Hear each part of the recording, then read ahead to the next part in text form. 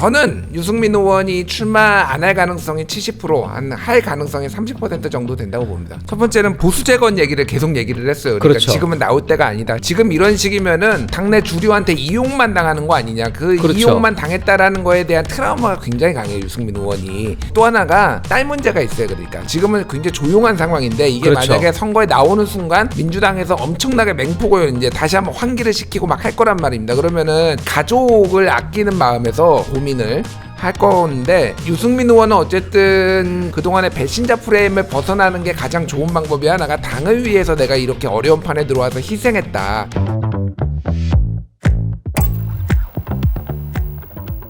광화문 비대위 저희가 준비한 첫 번째 의제부터 열어보겠습니다.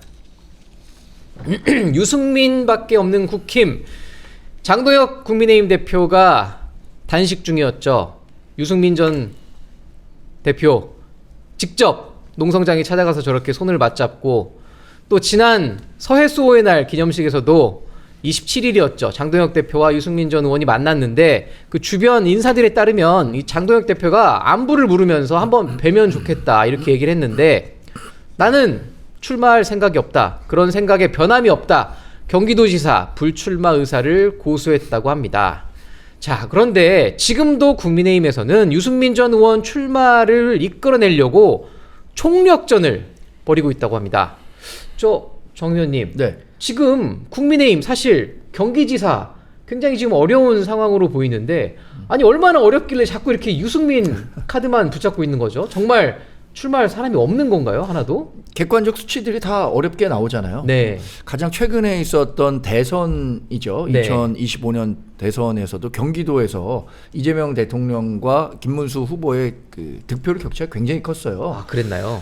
지금 국민의힘 경기 지역의 현역 의원이 6명일 겁니다. 61개 지역구가 있거든요. 거의 없다고 봐야죠. 6개 지역구밖에 네. 지키지 못했는데, 그만큼 경기도 도민이 갖고 있는 국민의힘에 대한 비호감, 이 정도는 굉장히 큰 것 같아요. 국민의힘에서 지금 유승민 전 의원에 대해서 이렇게 공을 들이는 건 유승민 전 의원이 덜 국민의힘스럽기 때문 아닐까. 아, 오히려 덜 국민의힘스러워서 뭐 국민의힘으로 출마해달라 이렇게 그러니까 부탁을 하는 건가요? 경쟁력을 인정받는 것 아니겠어요? 그런데 네.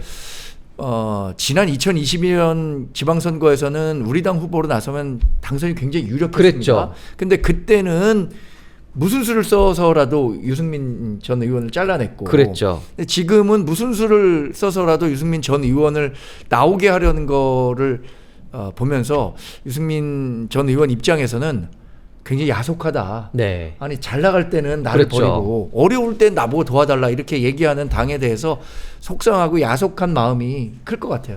사실 그 정 의원께서도 말씀하셨지만 유승민 전 의원은 2022년 지방선거에서는 사실 전격적으로 경기도지사 출마를 선언했었고 실제로 지지율도 높게 나왔었는데, 그때 윤석열 대통령실에서는 김은혜 당시 대변인을 긴급 투입했단 말이죠. 그래서 당원들을 정말 총동원해서 경선에서 떨어뜨리려고 애를 썼어요. 그러다 보니까 다 이겼지 않습니까? 지방선거 다 이겼는데 그때 경기지사 선거 결과가 0.15% 차이로 김동연 지사가 승리를 했었는데, 지금 국민의힘에서는 양양자 최고위원도 나왔고 뭐 함진규 전 의원도 나왔는데 이분들로는 도저히 지금 뭐 경쟁력이 없다고 보는 것 같은데, 김 의원님이 보실 때는 유승민 전 의원이 출마를 했을 땐 적어도 해볼 만한 상황이 된다고 보시는 겁니까? 아니 뭐 각종 여론조사 보면은 네. 그 선호도에서 국민의힘에서 김문수, 유승민 이 두 사람만 경쟁력이 있는 걸로 나와요. 아, 그런가요? 예. 근데 이제 실제 들어가면은 김문수 지사보다는 유승민 의원이 훨씬 더 경쟁력이 있을 걸로 저도 보는 게, 네. 말씀하셨지만은 덜 국민의힘스럽다라는 거고. 경제 전문가 이제 이미지가 있잖아요. 네. KDI에서 이제 했고 뭐 기타 등등. 그래서 만에 하나 그냥 가정법인데 지금 말씀하셨다시피 2022년 선거에서 굳이 김은혜 의원을 보내가지고 그런 식으로 떨어뜨리지 않았으면은 국민의힘이 가져갔을 거고. 그랬겠죠. 그러면은 지금 현역 프리미엄을 가지고 유승민 지사가 다시 한번 재선에 도전하면은 이 어려운 환경에서 훨씬 더 해볼 만한 상황이었을 거예요. 그랬겠죠. 그러니까 이 윤석열의 그 말도 안 되는 욕심이 지금 이렇게 나비 효과를 불러서 뭐 비상계엄도 하고 여기까지 왔는데, 그때 굉장히 잘못된 판단을 했다. 그리고 그 이제 나 가가지고 뭐 여러 가지 이제 그 얘기들이 있는데 거의 술자리에서 즉흥적으로 이뤄졌다는 겁니다. 7명이서 그때요. 예, 술자리에서 술 먹다가 야 유승민은 안 되겠는데, 야 쟤 누구 안 돼? 야 김은혜, 응? 이렇게 이런 식으로 이게 이뤄졌고 나중에 또 이제 선거 결과를 보고서 윤석열이 뭐라고 했냐면은 이준석 대표한테 대표님, 제가 진짜 많이 이번 결과에 실망했습니다. 다 이겼는데 그때. 어떻게 경기도에서 이렇게 질 수가 있는 겁니까? 지가 그렇게 해놓고 누구 때문에 졌는데? 누구 때문에 졌는데 이런 유체 이탈을 지금 해놓은 이 이력들이 있어요. 그래서 저는 유승민 의원이 출마 안 할 가능성이 70%, 할 가능성이 30% 정도 된다고 봅니다. 정 의원님 보실 때는 가능성이 몇 프로나 될 것 같으세요? 출마 가능성 상당히 높게 보셨네요. 그러니까요. 뭐 반반 근데 이상은 저도 되나요? 최근에 좀 깜짝 놀란 점은 있었어요. 어떤 왜냐하면 거죠? 유 전 의원에 대한 경기지사 출마설 계속해서 좀 나오니까 유 전 지사와 아직도 긴밀한 관계를 유지하고 있는 분께 한번 전화 드려봤었어요. 네네. 어떤 생각 갖고 계신가? 유 전 의원은 출마하겠다는 생각이 별로 없지만 본인은 출마를 해야 한다는 주장을 유 전 의원에게 전달하고 있다는 거예요. 이미 측근들은요? 저는 그것도 좀 놀랬거든요. 네. 이렇게 뭐 어려운 판에 왜 들어가야 됩니까? 이런 식으로 조언을 할 거라고 생각했는데 그분 얘기는 이런 거였습니다.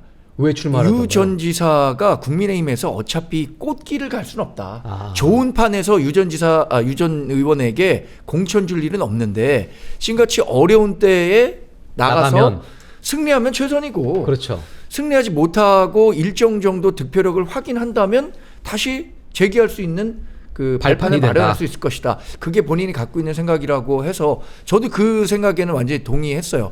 그런데 아직 유 전 의원이 이 부분과 관련해서 구체적인 마음 정리를 하지 못한 것 같고 그 출마 가능성 한 30% 보셨는데 오세훈 시장처럼 장동혁 지도부에 대해서 엄청나게 쓴소리하고 선대위 구성에 대해서 본인에게 뭐 일정 역할을 맡겨달라 이런 정도의 정치적 요구를 관철시키는 수준에서 출마할 수도 있겠다.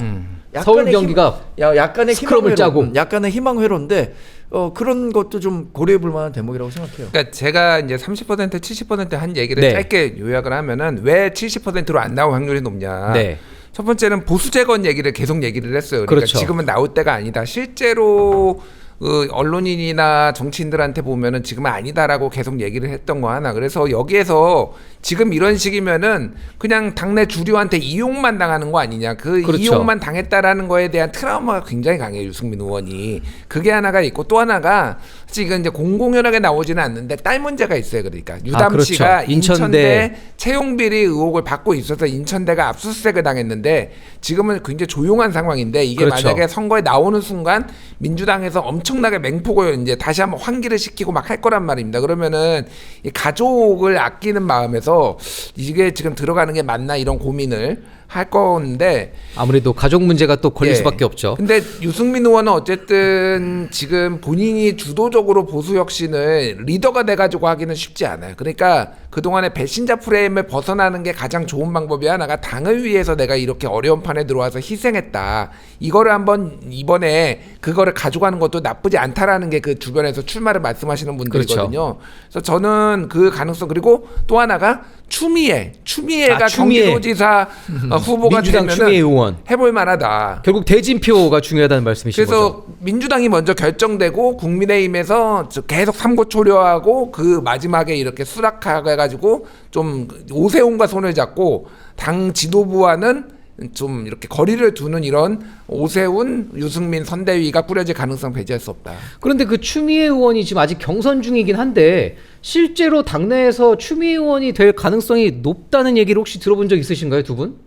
그런 얘기 공공연하게 하고 있는 건 아닌가요? 그런가요? 물론 민주당 사람들이 이번 누가 됩니다 이렇게 얘기하지는 않지만 우리처럼 그래도 정치를 좀 가까이서 지켜보는 사람들이 구도 판세를 볼 거 아닙니까? 뭐 다양한 여론조사도 보고 물론 그 여론조사가 100% 민주당 당원 당심 또 역선택 방지 조항이 들어가는 여론조사 중도층과 민주당 지지자들 거기에 적용된다고 볼 수는 없지만 지금의 판세와 구도는 추미애 의원에게 유리하게 흘러가고 있다. 흘러가고 있어요. 왜냐하면 이른바 유승민 작가의 ABC론 가운데 유시민 작가요. 네. 아 자꾸 유승민 ABC론 작가의 ABC론 가운데 네. 김동연 지사는 ABC 가운데 어디입니까? 김동연 지사는 한번 글쎄요. 생각해 보세요. 저는 여집합에 있는 사람이라고 생각하거든요. 네.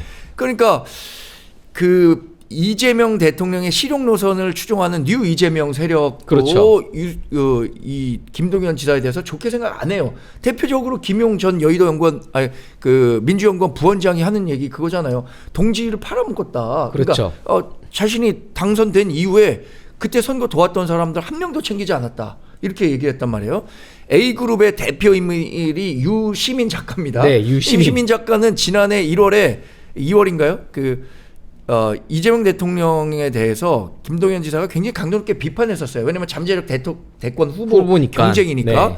근데 그때 유시민 작가가 방송에서 공공연하게 배신의 정치하고 있다. 김동연 지사 같은 사람 키웠으면 안 된다. 자기 도와준 사람 배은망덕하다. 이렇게 판단을 했었거든요. 그럼 A와 B 그룹을 대표하는 두 사람이 이 김동연 지사에 대해서 이런 평가를 하고 있는 거예요.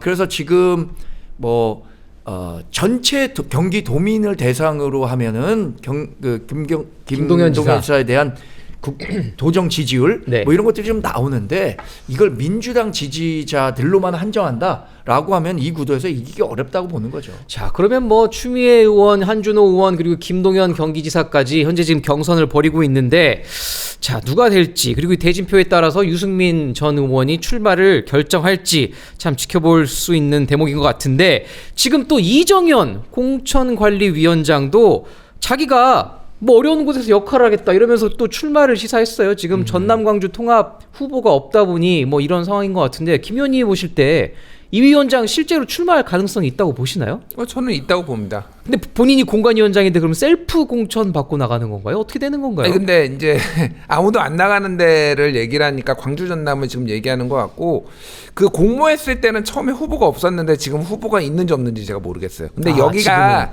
가장 어려운 게 뭐냐면은 웬만한 다른 지역은 선거비 보전이 되거든요. 아, 그런가요? 국민의힘 간판을 달면은 15%, 그렇죠. 15%는 받아요. 최소 10%는 나오겠죠. 10%. 절반까지도 받을 수 있고. 절반까지도. 근데 여기는 호남은 특히 이렇게 광역가 단위로 가면은 어려워요. 선거 보전도 안 되는 지역이다 보니 아무래도 선거비 보전. 그래서 완전 네임드가 나가가지고 10%를 받거든요. 예를 들면은 무소속으로 이렇게 이 민주당 출신들이 무소속으로 나와도 막 17% 나오는 데가 이런 데거든요. 옛날 이낙연, 송영길 뭐 이런 분들 보면은 뭐 20%를 못 넘겨요. 그러니까 여기 국민의힘 간판으로 안 되는데 그거를 본인이 나가겠다라고 하면은 사실은 이분이 좀 관심받기 좋아하시는 분으로 평가받잖아요. 네. 그러니까 뭐 신날 거예요. 제가 보기엔 뭐 딱히 지금 3개월 단기 알바 뛰고 할 일도 없는데 선거나 뛰자 뭐 이런 생각을 하시지 않을까. 그런데 뭐 지금 내부 공천도 공천인데 지금 계속 발표되는 여론조사 지지율을 살펴보면 국민의힘이 정말 비상이 안 걸릴래야 안 걸릴 수가 없는 상황입니다. 지금 지난주 한국갤럽 기준 19% 나왔습니다. 지금 저희가 준비한 이 그래픽이 지난주 조사인데 민주당에 비해서 뭐 지금 거의 절반은커녕 뭐 이러다가 이제 3분의 1 토막 나는 상황으로 가고 있는데 자, 뭐 국민의힘 의원들이 성명서 내고 저륜 다짐했는데 전혀 지금 뭐 효과가 없어요. 결국에는 윤 어게인으로 지금 가냐 마냐 아직도 이 얘기를 하고 있는데 이 와중에 또 청년 광역의원 비례대표 오디션 심사위원회 윤석열 전 대통령 무죄를 주장했던 개그맨 이혁재 씨를 선임해서 좀 논란이 됐었죠. 이 와중에 또 오세훈 시장이 쇄신해야 된다 꼽았던 박민영 미디어 대변인도 다시 임명을 했어요. 정 의원님, 네. 지금 이 당의 조치들 이거 뭐 전혀 지금 손발이 안 맞는 것 같은 앞뒤가 안 맞는 것 같은 상황인데 이거 왜 이렇게 지금 흘러가는 걸까요? 결국 선거 지금 이거 포기하는 건가요? 뭔가요? 글쎄 뭐 선거 포기를 생각하고 있는 정당이 어디 있겠습니까? 그런데 그러니까요. 장동혁 대표가 갖고 있는 생각은 명확한 것 같아요. 본인이 지금 당 대표다. 네. 6월 3일 지방선거까지 그래도 내가 그립을 갖고 가겠다라고 생각하고 있는 것 같은데 저는 이혁재 씨 관련 논란을 보면서 우리가 그 대부분 보수 진영에 있는 사람들이 민주당 그 정치인들 사고를 공격할 때 제일 쉽게 공격하는 게 내로남불이잖아요. 네, 그렇죠. 근데 이혁재 씨가 이런 얘기를 했더라고요. 내가 좌파 연예인이었어도 이런 식의 반응을 받았겠느냐. 내가 좌파 연예인이었으면 이런 그 공세 안 받았을 거다라고 얘기했는데 이게 생각나더라고요. 얼마 전에 조진웅이라는 영화 배우 네, 있었죠. 논란이 됐었잖아요. 네, 소년범 시절 때 그때 우리 보수 진영에서는 조진웅 씨에 대해서 더 이상 이제 뭐 대중의 앞에 서면 안 된다. 굉장히 강도 높게 비판했어요. 왜냐? 근데 반대로 진보 진영에 있었던 민주당 지지자들은 과거의 잘못인데 지금 뉘우치고 열심히 살아왔는데 그 개전의 정을 생각하면 활동할 수 있는 거 아니냐 이렇게 온정적으로 대응했단 말이에요. 그렇죠. 근데 반대로 국민의힘 지지자들이나 보수 진영은 강도 높게 비판했어요. 지금 이혁재 씨에 대해서는 반대로 우리는 그러니까 이혁재 씨가 이미 다 마쳤던 것 그런 논란에서 17년이나 시간이 지난 거 아니냐라고 해서 온정적으로 얘기하고 민주당에서는 반대로 이혁재 씨에 대해서 굉장히 그 강도 높게 비판하고 있단 말이에요. 이걸 보면서 우리 진영마저 이런 내로남불에 빠져서야 되겠느냐라는 생각이 들더라고요. 그때 생각해 보십시오. 조진웅 씨에 대해서 정말 저를 비롯해서 우리 당의 뭐 스피커라고 하는 사람들이 이게 사회적인 영역이긴 하겠지만 그래도 그러면 안 된다. 그랬죠. 이렇게 비판했었거든요. 근데 또 이번에 심지어 청년 오디션에서 한 참가자가 탈락 확정된 뒤에 한동훈 복당, 한동훈 만세. 지금 저 사진인데 저게 이제 유튜브로 실시간 공개가 되다 보니 본인이 저렇게 큰 소리를 외치고 퇴장하는 돌출 행동이 고스란히 노출이 됐습니다. 김 의원님, 지금 이 와중에 지금 저런 상황들은 또 뭔가요? 지금 저 청년 왜 또 여기서 한동훈 복당 만세를 외치고 있는 거죠? 그러니까 해프닝이죠. 해프닝인데 저분이 이제 나는 원래 저거 계획하고 있었다. 본인이 애초에 하려고 했다. 예, 그러니까 떨어지면 하려고 했다. 떨어지면. 네. 그러니까 지금의 이 기조가 사실은 이제 이혁재 씨 그렇죠. 같은 경우에는 여러 가지 문제가 중첩돼 있는데 뭐 이제 룸사롱에서 종업원 폭행하고 게다가 이제 탈세 뭐 여러 문제들이 생겼죠. 여러 있잖아요. 거기에다가 이제 서부지법 폭동이 이제 민주화 운동이나 같은 거다. 더하기 이제 뭐 윤호개인까지 이제 있는 겁니다.